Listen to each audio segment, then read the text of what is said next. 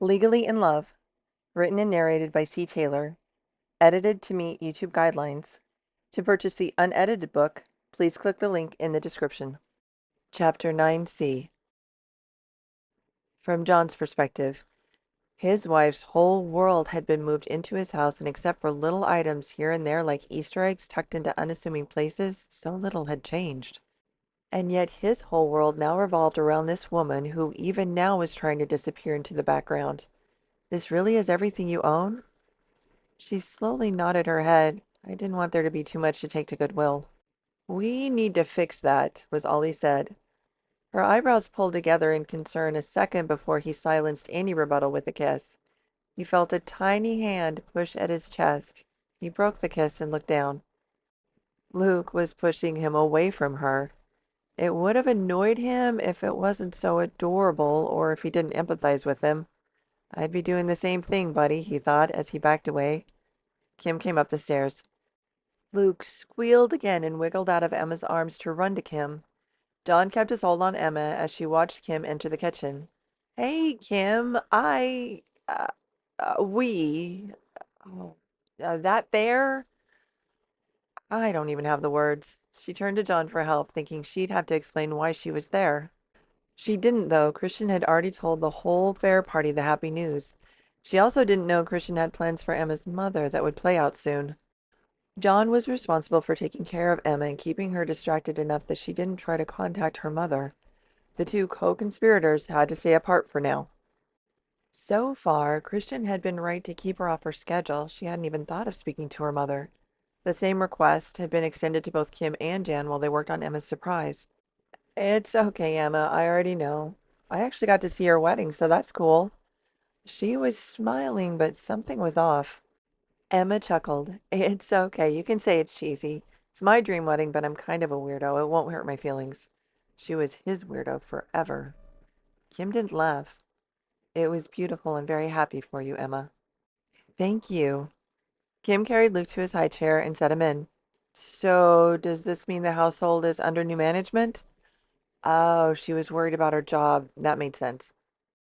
Emma stiffened. No, no, you guys have a great thing going. I don't want to mess up anything. Let's just say I'm here to help if I can. Otherwise, I'm not here at all. Yep, old habits. Normally, he would find it annoying, but with her, it was a thrilling challenge every time. She cared so much about everyone, silently making sure they had what they needed and willing to just disappear instead of taking any credit. It was their turn to take care of her, make sure she got what she needed. He hoped Christian's theory was right. If they brought her out into the world, her health would improve. He would give anything if that were true. Kim's smile was still forced. Maybe job security wasn't her issue. Sounds good. Oh, Emma, when did you want to have the boys finish their painting? They loved the Renaissance fair, by the way. Thank you for indulging me with coming. I'm sorry if it was boring. I had a great time, especially since you watched Luke so much. I had no idea they could be so much fun, and don't even get me started on those shops. Jen and I made plans to go back this weekend. I can't tell if you're being nice or if you're serious. Kim laughed, this one genuine. I'm being serious. They both laughed. I'm so relieved. Emma confirmed. I called the neighbors, and they are holding the supplies. I'll pick them up today and see if there's anything else we need to get. When this week do you think they could come? This week, not the weekend? Kim asked. Emma smiled. John started pulling her to the garage door. She slipped away from him, which he did not like, and went to the refrigerator. I'm not interfering with your weekend. My schedule is currently a little more flexible, so I can do it any time this week. She grabbed her smoothie and followed John to the door for the garage. I'll check with their social worker and let you know, Kim confirmed as she placed some of the egg John had prepared on Luke's tray. Thank you, Kim. You're the best, Emma gushed as she was pulled through the door. John kept a hold of her hand as he walked toward his truck. Emma's hand slipped from his and she turned to her car. We can ride together, he offered, wanted to insist, demand. I have a few errands today, she explained. You can take my truck. She paused and looked back at her car. He remembered her saying how much she loved her car, was willing to bribe one of the biggest, scariest guys John knew to guard it for her. With all the changes she'd been through the last few days, maybe something familiar might do her good. Plus, he needed to give her one of the garage door openers from the office. He relented. Follow me into the garage when we get to the office. I'll have Peggy assign you an opener as soon as we get there. She smiled, unplugged her car, and climbed in, looking content and comfortable. Hopefully, she would feel that way about him soon. He made sure she followed him. The neighborhoods they drove through were familiar to him, but she would no doubt draw attention. He wished they'd driven together at least the first day. He pulled up to the garage gate, waited for it to open, and made sure she followed him in. The garage opening was tricky, slightly hidden. Once they were both in, with the gate down, they'd be perfectly safe. She pulled into the spot next to his. He made sure to be at her door before she was able to climb out and opened it. Glad I followed you. I would have never found that gate. She sounded strong, cheerful even. So far, Christian's plan was going really well. Even though he had not been able to see her much before their marriage, at least to him she seemed more energetic, had better color to her cheeks, and had shown an impressive amount of stamina. He found he was very much enjoying married life, even though it was far from traditional. She had sneaked into his life, permeated every part of it even before they were married, always there in the back of his mind. He'd tried to have a normal life, but relationships never lasted. No one seemed to fit, while the whole time she was taking care of so much of his life in the shadows. Now they were together, and to him it seemed like they'd always been together, finally complete as always. It was a strange feeling, one he liked, but he couldn't quite settle into, at least not yet. She was still a flight risk. He could see it in her eyes now and then. And he needed to find out everything he could about her health conditions, which she was still reluctant to fully disclose. Right after having that thought, she turned to him in the elevator. I know I promised to tell you when I'm sick, so, and you really don't have to, but my next doctor's appointment is this Friday. If you come, I can have my doctor tell you everything that's wrong with me. I'll come. What time? He smiled when he felt her surprise. Like I said, you don't have to. I'll come. Even if I have any appointments, I'll have Peggy clear them. We'll go together. My car. You'll let them do full disclosure? You're my husband. I'll have to brush up on marital law, but I think you have full access. Though I may have to fill out a HIPAA release form since we're not on the same insurance. Separate set of laws. She trailed off, mumbling. That was true. Maybe they could call him that afternoon. The elevator door opened. It was time to show her her new writing space that Kim and Jen had worked so hard on yesterday. Peggy stood from her desk and handed him the messages that were already coming in. He thanked her and introduced Emma. John had filled Peggy in the day before. She had asked him if she would need to assist Emma since they would all be working from the same office. He hadn't known how to answer. Would Emma need assistance with writing? He had assured her that as they worked things out, if her responsibilities changed, he would either make sure her workload stayed the same or her wages would be renegotiated. She seemed satisfied with that answer. Now she was professional polite and handed Emma the garage gate opener. This was probably as close as he was going to get to how it would feel to announce a new relationship to a family member. So far, it went well. He handed Emma the key to her office. "This is yours now," he announced and pointed to her door. She smiled and took the key. She went to the door, unlocked it, opened it, and turned on the lights. He heard her gasp and her hands flew to cover her face. What did that mean? Did she hate it? What was she feeling? He thought Kim and Jen would know her enough to know what she'd like. Maybe they didn't know anything more about her than he did. How would he ever figure out how to please a ghost? Finally, her hands lowered enough to see her eyes, which were glistening, and the sides were crinkled, which meant she was smiling under her hands. He didn't even try to suppress his relief smile. From Emma's perspective, the room was like something she would have dreamed of if she ever let herself dream. There was a sleek desk, comfy couch, two oversized beanbags, pictures and art, all beach-inspired. Intense happiness hit hard. She quickly covered her face before she inflicted what would certainly be an ugly cry on John. She didn't move her hands until at least some of her overwhelmed emotions were under control. When she did move them, John looked worried before he broke into a smile. Did he need her help or reassurance? There was so much happening and so much to take in. "Is that a sound machine?" she asked and pointed at one of the devices on her desk while keeping her face partially covered. John moved from behind her. He tapped the button, and the sound of ocean waves filled her room. She couldn't keep her excitement in any longer. She started high knee running in place, and the sound that came out of her mouth was strangely happy and loud. I love it so much. I need to find a way to thank Kim and Jan. It's amazing. She threw herself into John's arms, turned her head, and whispered into his ear, I'll have to find a way to thank you too. His arms tightened reflexively around her the way they always did when she was close. She closed her eyes and let the incredible feeling of being in his arms wash over her. She would need to be creative with his thank you.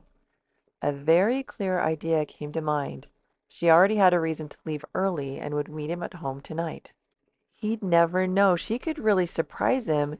Now she just hoped he'd like it. She wasn't used to surprising people face to face. Worst case scenario, he wouldn't like it and she would just keep trying. On her desk sat her laptop. It was older and had seen better days, but she would have a hard time writing on anything else.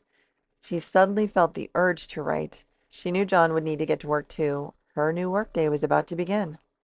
Do you mind if I get started? This new book will be the basis of negotiating my next contract, and if our dinner last night is any indication, Christian's going to play hardball. I'll need it to be a good one. From John's perspective, how could she read his mind like that? She'd brought up her doctor when he thought it, and now he was just thinking he needed to get to some work but didn't want to desert her. White rabbit or witch? Who was his wife? He smiled at the thought of spending the rest of his life finding out. He kissed her hard, tried not to notice her eyes darken as he backed away. He watched a second longer as she sat at her desk, running her hands along its surface, taking it all in. Lucky desk. Do you want me to close the door? She looked up at him. Will it bother you or Peggy if I leave it open? Always thinking of everyone else, John looked toward Peggy at her desk and saw her shake her head without even looking up. I know it won't bother me, and Peggy just said she's fine with it. Emma smiled, that heart-stopping smile. Then I would love to keep it open. Please let me know if I can help with anything. She kept her eyes on him until he nodded in agreement.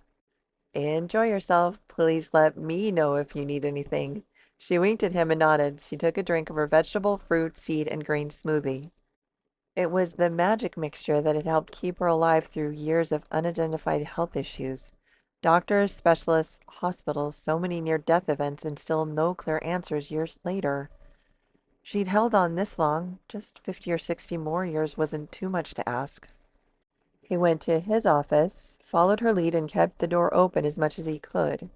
He only closed it for sensitive phone calls or meetings and opened it back up after. Every time he opened it back up, he felt the thrill and comfort of hearing the ocean waves and the quiet tapping of her laptop from her office. She was so close now. He could see her, touch her, talk with her anytime he wanted. How was this his life after just one weekend? Peggy noted his request to pull some records, then left for lunch. He was researching another case. A strip club owner was being pushed out by the neighboring businesses. Even though he was focused, he started to sense something was different. There wasn't any tapping anymore. He looked toward her office. She was standing at his door. Her eyes already dark. His breathing stopped, his body immediately hard. How long does Peggy take for lunch? Her words were breathy. His mouth went dry. About an hour? She closed his door and started to move toward him. Do we have an hour, or do you have any meetings before she gets back? All he could think to do was shake his head. No meetings, nothing for at least an hour. She started unbuttoning her pants. I really need to invest in some dresses, she mumbled. Edited. John pulled at his tie. No need, she stopped him. Edited. Is this inappropriate? You're just extremely hot when you work, and I've been fighting this for hours. This brought a satisfied smile to his face. She came to him this time. Keeping her close was having added benefits he hadn't expected. He'd been denying himself too, but unlike her, had more experience. He would gladly indulge any need. He was her husband, after all. Edited. Edited. Her face tilted to his ear. Thank you, I really needed that. He chuckled and stroked her hair. As your husband, I am honor-bound to always give you everything you need. Thank you for my writing room. Even though you were a distraction, I still got a lot done. I can honestly say it was my pleasure, though I didn't do much of the work. He didn't want to take credit for things he didn't do. But you wanted me to work here, and you enlisted people you knew would know what I liked. I have to say I'm surprised they did such an amazing job. I didn't realize they knew that much about me.